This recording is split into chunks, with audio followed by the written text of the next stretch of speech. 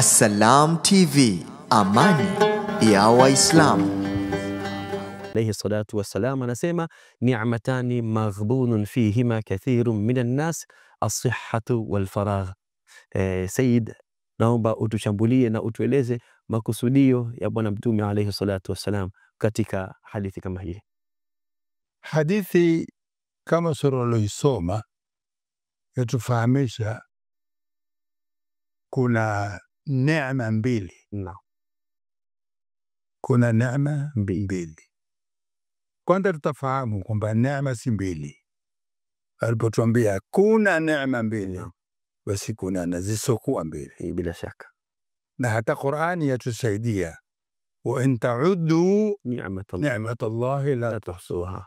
Ukitaka kuhesabu neema za Mola huwezi. Mato ni neema, pua ni neema, mdomo ni neema, umri ni neema, kazi ni neema, kuweza kula ni neema, yani tena angalia balagha ya Qur'an. Wa in ta'uddu, nyote mkakusanyika kuanga neema neema moja. Tena kwa nakira, inaitwa nakira hii. Neema yoyote la tuhsa. Lakini katufanunulia kuna neema mbili hizi.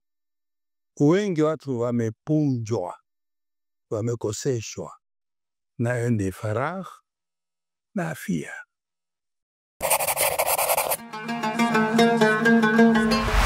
Assalam TV, amani ya Waislamu.